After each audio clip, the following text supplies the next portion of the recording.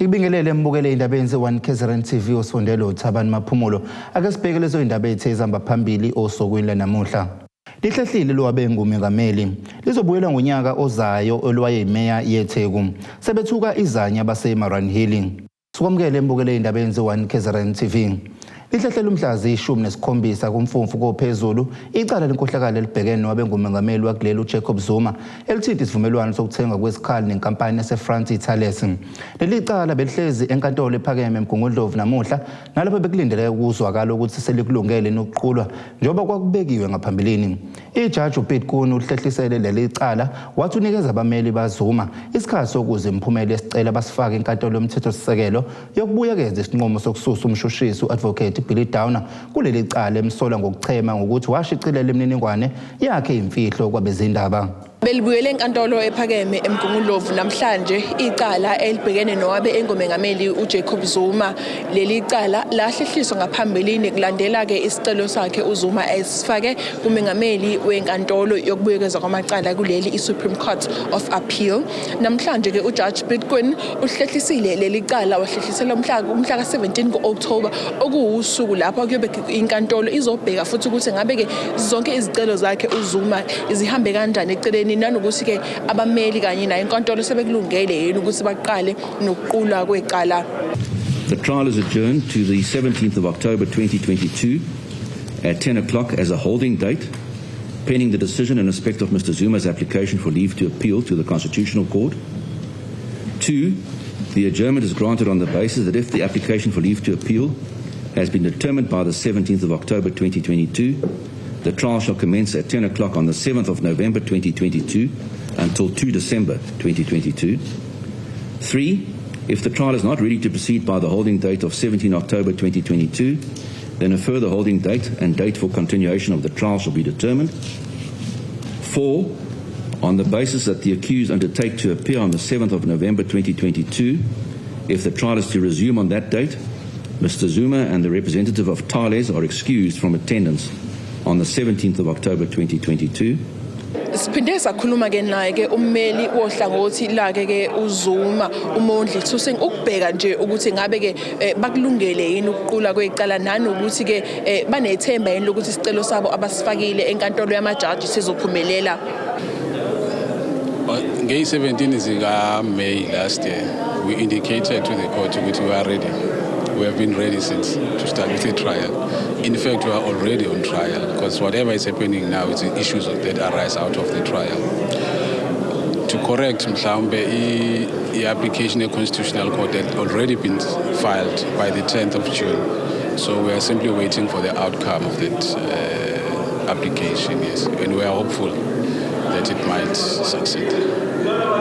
Leli cala selidonse isikhathi eside kanti kulindeleke ukuba kuqale ke nokuqula kwalicala ke ngomhla ka7 kuNovember kuwona lonyaka.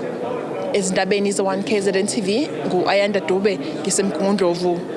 Kulendele ukuthi aqala ukuqulwa ngonyaka ozayo amacala abhekene nowayengimeya yeTheku kanye nabanga21 asolwa nabo kulandela izitholo zenkohlakalo yethende yokuqoqwa kwadodi okuthiwa yakhwatshaniswa isangumeya ngonyaka 2017.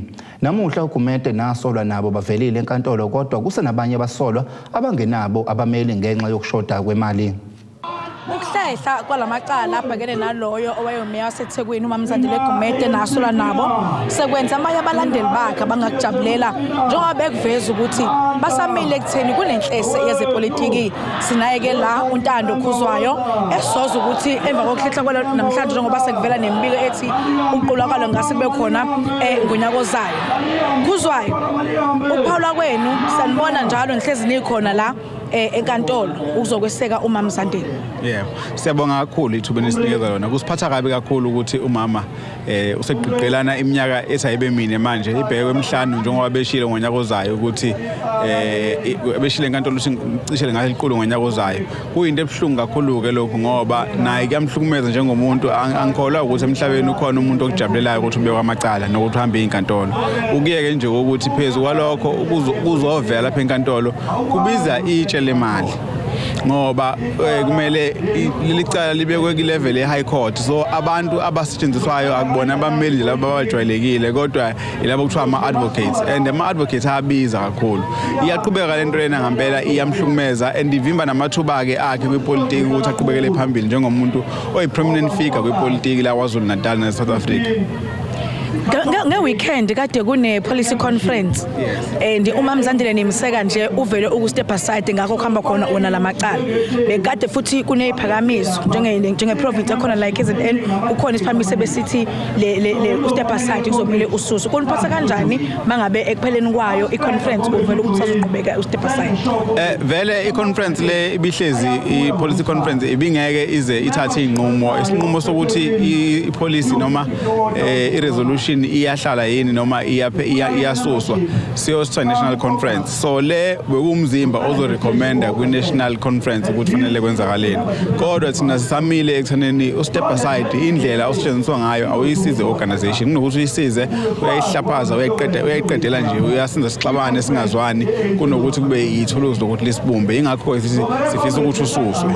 Siyabonga kakhulu. Siyabonga. Uyena-ke uNtando Ozayo bekade sikhulumisana naye, uyena okhulumela abalandeli bakho uMamZandile. Uzokhumbula ukuthi ngaso sonke isikhathi uMamZandile mayivele enkantolo kuye kuhlezi kuba khona abalandeli abasuke ey'ndaweni ezahlukene ezakhela itheku. Khona osona namhlanje simbonile futhi naloyo owayekade unobhala we-ANC ubaba uSuphazumo bekhona naye enkantolo, uVusidubu oyilungu leshamthetho kanjalo nobuholi baseThekwini. Phambilini kulabasolwa abakhona ababili kubona bebekade bengenabo abameli njengoba bekhala ngezimali. Osuku namhlanje kuphinde kwahoxa futhi omunye ummeli okwenza isibalo babe bathathu abantu abangasenabo abameli ngenxa yezimali. Icala lihlehlele umhla ka-11 ngo-August kuwona lo nyaka. Ngutebogo Sibisi ngisenkantolo kaMantshi eThekwini. Usuhlalelo valweni umphakathi wasendaweni yaseMarwan Hill eThekwini kulandela izigameko zangempela sonto lapha kudutshulwe kwabulawa abantu ababalelwa ngaphezulu kweshumi esigamekweni esibili ezahlukene. Lo mphakathi utshela ithimba lesindaba ukuthi ususaba ngisho imoto eqhamukayo ngoba wazi ababulali bazoqhamuka ngakuphi. Kubiye ukuthi abantu abayisikhombisa badutshulwe ngentulwane ezinhlamvu bemile esitolo esiyi-tuck shop, kwathi abahlanu bona bangenelwa endlini esigamekweni okusola ukuthi bengasokubamba inkunzi. Imbangela lokudutshulwa kayikaziwa.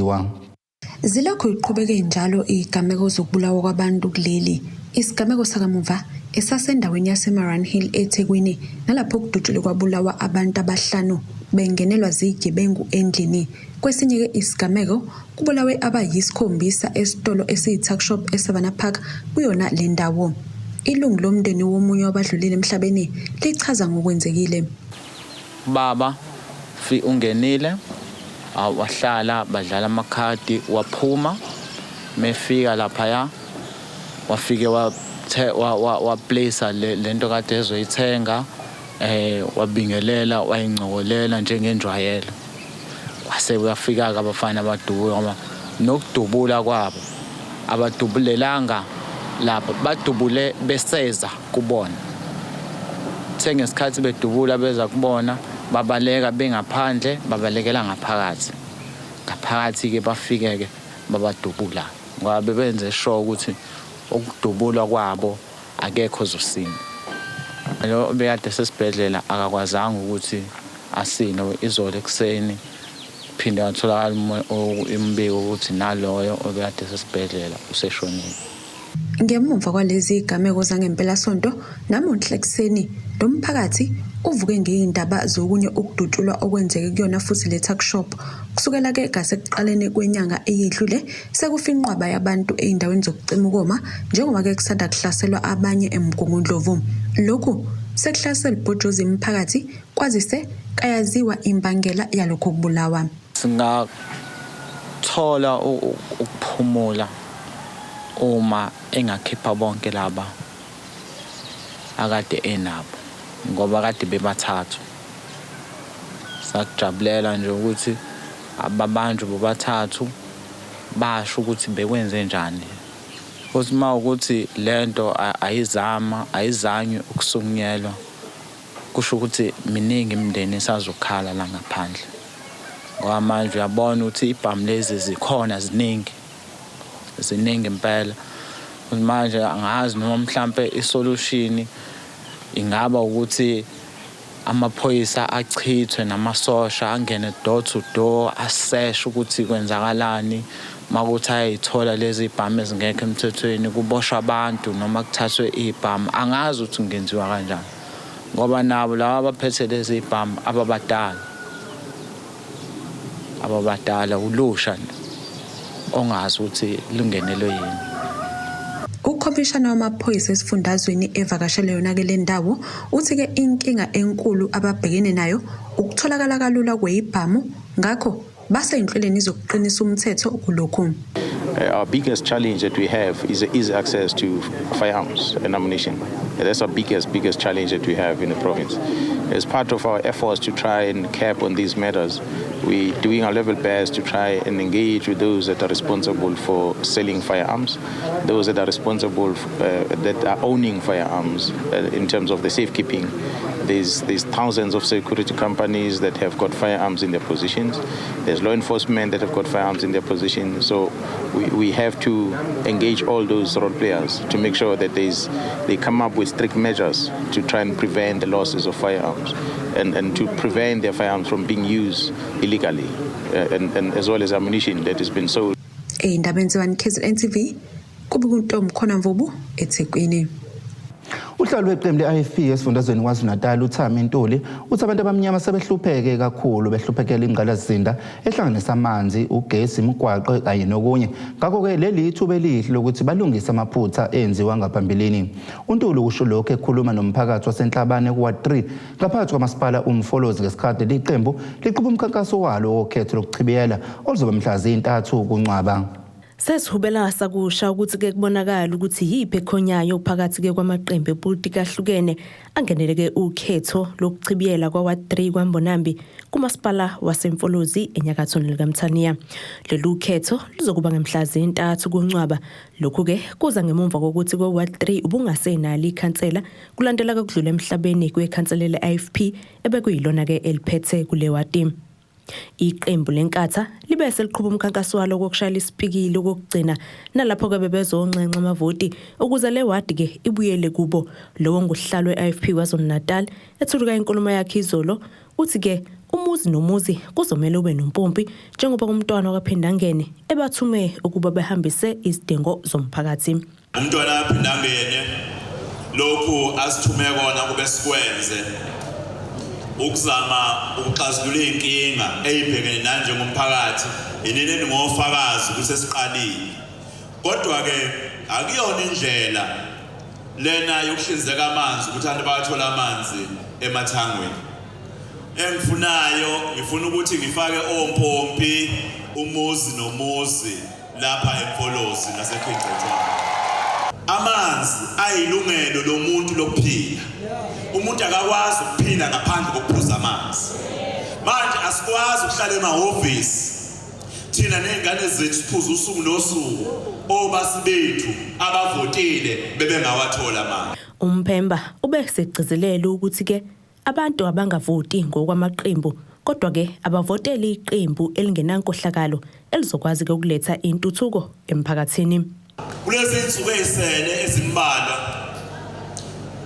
nina nonke abahlala la bangahlali lapha nibambe iqhaza ekuncencena abantu abayovota bangavoteli ikipa zamaqembu abo, bangavoteli uthando lwamaqembu abo, kepha nje bavotele intuthuko, bavotele iqembu elingenayo inkohlakalo. Iqembu le-IFP akazuzu kuthiwa khona wakwabo ungqongqoshe walo njengoba bawongqongqoshe noGugu Fosholo okhilana akazuthi obamba inkantolo ngenxa amacala enkohlakalo.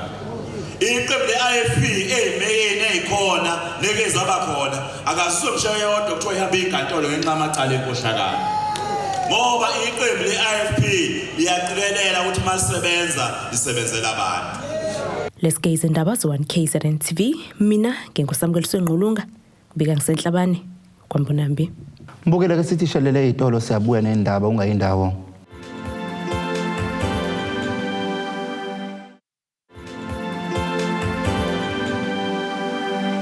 Siphinde sikwamukele mbukele indaba eyenziwa1KZNTV ake sibheke lezo indaba ezihamba phambili osukwini lanamuhla. Lihlehlile lowabe ngumengameli lizobuyela ngonyaka ozayo ELOWAYEYIMEYA yeTheku sebethuka izanya baseMarani Hill. Izithunywa zeqembu likakhongolose sigcine ngokuvumelana ngokuba uchithelwe umgomo ophoqa abaholi baleli qembu ababhekene namacala ukuba bashenxe esikhundleni kulandela ungenami kwamanye amalungu aleli qembu ngokusebenza kwawo. Lokhu kudalulwe umengameli weNC uCyril Ramaphosa ngesikhathi evala ingqungquthela yesithupha yemgomo yaleli qembu ebibanjelwe eGoli ngempela sonto. uRamaphosa uveza ukuthi lo mgomo uzoqhubeka nokusebenza kwazise inhloso yawo ukulwisana nenkohlakalo kubaholi baleli qembu. Ipuntshile imizamo yeqeqebana lamalungu kakhongolose abefuna qedwe nya ngomgomo wokushenqa ezikhundleni kwabaholi abanamacala. Lokhu kuza ngemuva kokuba umengameli waleli qembu evezeke ukuthi kangeke uqedwe lo mgomo kepha usazocutshungulwa kabusha ukuzama ukuphucula indlela osebenza ngayo kulandela ke izikhalazo kwabathize ngokuthi ke usika nganxanye. We have reaffirmed the resolutions of the 54th conference on corruption and state capture. The overwhelming view of the policy conference is for the retention of the step-aside provisions to enhance the integrity of the movement and its leadership. Conference also noted that there are strong concerns on the perceived lack of consistency in the application and implementation of this policy. Conference agreed that these must receive urgent attention so that the application of the guidelines is impartial, is fair, and is consistent. Phakathi kwezinto ezidingidiwe ukukhuphuka ngamandla kwamanani okuphila kuleli ukuba nebhange likahulumeni inkinga ezibhekene nezinkampani zikahulumeni nokunye ke okuningi. Le ngqungquthela ibihlanganisa namadlela ndawonye aleli qembu okubalwa kuwo ikhosathu. Unobhala wayo esifundazweni kwaZulu-Natal uthi ke le nkonfa kayibanga neziphakamiso ezinqala ngokulekelelwa kwabahlwempu kanti futhi ke iziphakamiso okukhulunywe ngazo kade kokukhulunywa ngazo. Uthi ke okunye abangahambisani nakho indlela ke leli qembu eligxile ngayo ezinkampanini ezimele. Ilento yokuhleze kuqhakambiswa irole engadlalwa kakhulukazi osomabhizinisi abayimele kwi-government. Esingathi mhlawumbe leyo nto leyo iyasitshela thina ukuthi ibonisa ngazuthi kune-intention yokuthi ku-privatizwe some of the key assets of government. Ku-privatizwe izinto ey'fana no-Eskom, ku-privatizwe izinto ey'fana no-Transnet. Ukuthi ulimi le-privatization luzwakale ngathi lukhona kwi-government. Into-ke sithi-ke mhlawumbe esikhosathu kofanele siqhubeke silwisane nayo. Lo mgomo usuholele ekutheni inqwaba abaholi baleli qembu bashanxiswe ezikhundleni abebeyiqoqobele kubalwa phakathi uAce Magashule, uZandile Gumede, uMike Maboyakhulu nabanye ke abaningi. Umhlazi wezombusazwe uthi ke ukube imigomo eyayithathwe ngqungqutheleni yangonyaka u2017 yagcinwa ngabe ke izinto ezifana noNHI, iReserve Bank nokunye kulekelele kakhulu ngesikhathi sihlasela uCovid nokubeka ke obala ukuthi leli qembu ligxile kakhulu ezintweni ezithinta lona. Lokho angikusho ukuthi iANC ayibabhekeleli abantu emphakathini kodwa ke sike sibuke ukuthi yini ebalekile enhlanganweni ebusayo ukuthi yona iyenze kahle ebantwini noma ukuthi yenze kahle kwilona iqembu ngoba kukonke lokhu ngisho nabantu abasebengena eParliament bathatha imandate from ipolitical party ukuthi bazovota kanjani ngenxa yokuthi iyona ipolitical party abafakayo eParliament through electoral list yabo abayisubmitayo. So konke lokho kukodwa kuyavimba ukuthi umuntu oqhamuka eMlazi oyi-MPL aseMlazi uma evota avote athi mina njengoba ngila eParliament ngiyabona izinqumo ezingaze zithathwe abantu basemlazi yilezi abangayithokozela lezi ngeke bayithokozela. Indabeni ze-1KZNTV kubukuntombi khona Mvubu eThekwini. Undunankulu wesifundazwe KwaZulu-Natal uSihlehlile usencome umqhudelwano iPrimus Cup ngokunika ithuba eliyingqayizivele amaqembu kulesifundazwe ayisithupha ithuba lokuzilungiselela ngaphambi kokuqala kwesizini entsha.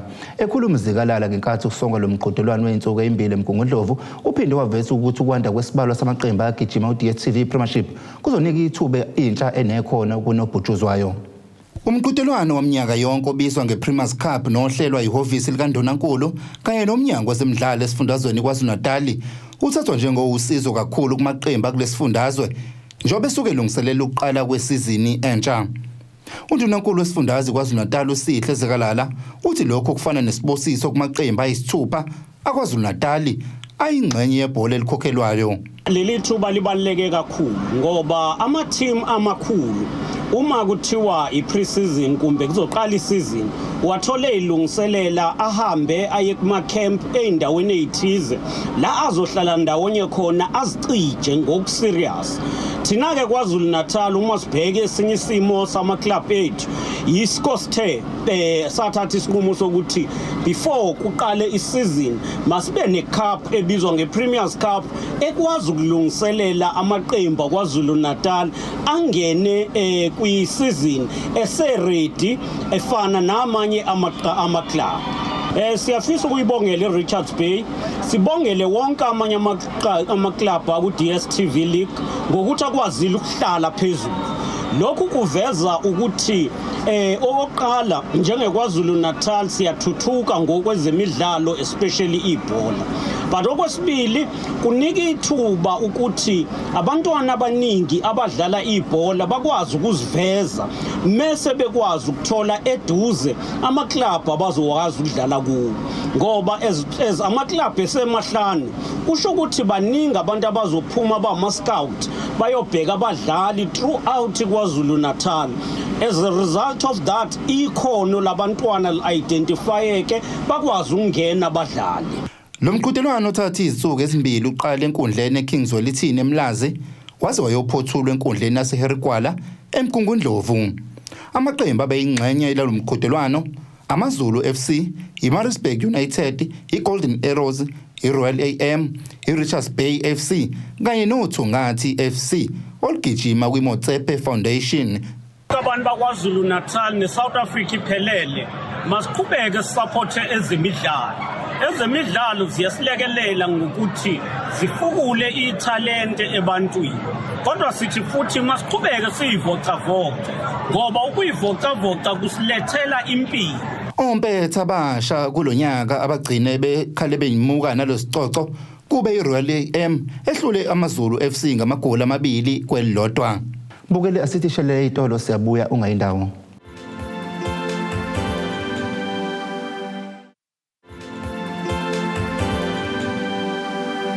Siphinde sikwamukele mbukele indabeni ze-1KZNTV akesibheke lezo indaba ezihamba phambili osukwini lanamuhla. Lihlehlile lowabe ngumengameli lizobuyela ngonyaka ozayo ELOWAYEYIMEYA yeTheku sebethuka izanya base-Enkantolo. Mbukele kasibheke kwezomnotho.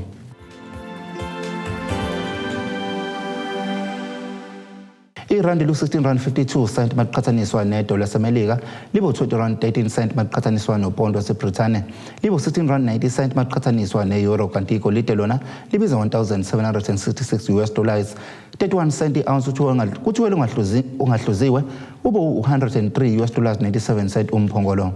Imeya yomasipala iDumbe uSibusiso Mkhabelo uthi basazoqhubeka nokwenza imidlalo ehlukene emphakathini ukuze intsha izokwazi ukuveza amakhono ayo nangagcina yenza isidlala ibhola elikhokhelwayo. Umkhabelo usho lokho ngesikhathi kunemidlalo ebihlelwe umasipala ngempelasonto njengoba kuphinde kwakhethwa abadlali abangama-27 abazomela umasipala uma sekudlalwa imidlalo yesifunda kumasipala iZululand.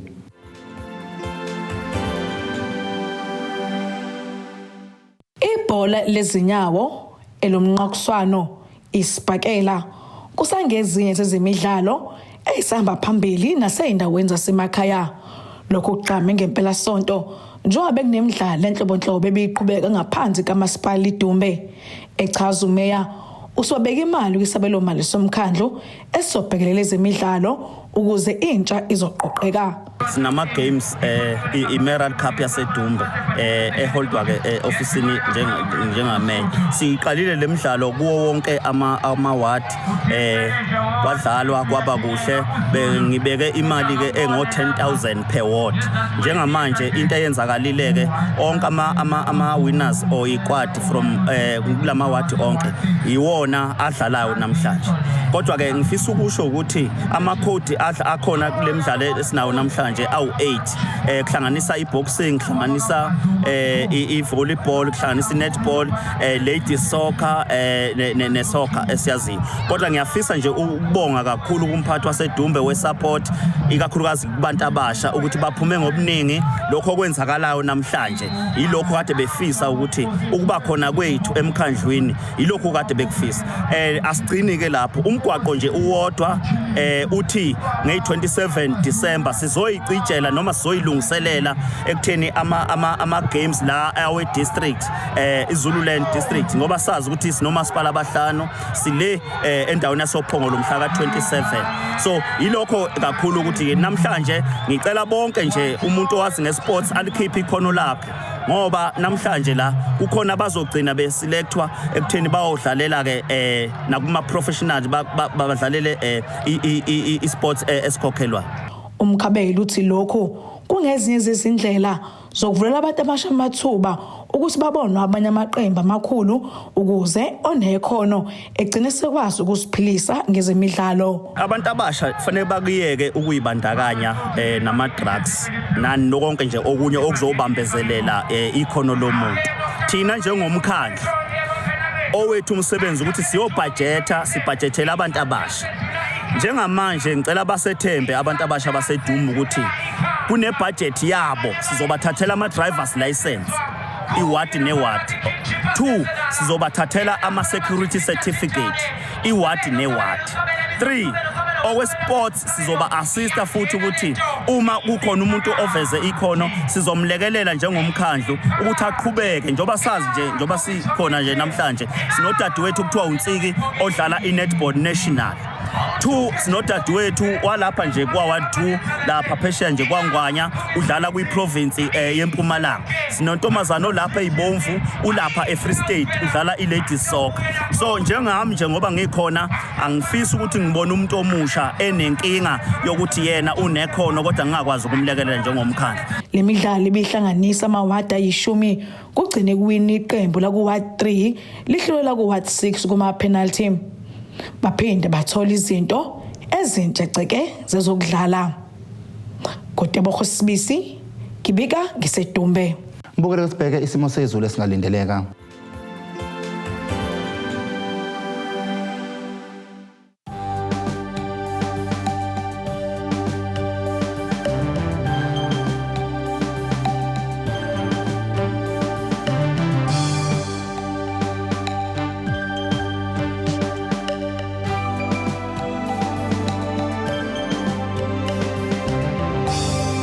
Mbukele singakube siphathele zona siyithemba lesindaba le1KZNTV izindaba siphele kuphela isikhathi nisale kahle.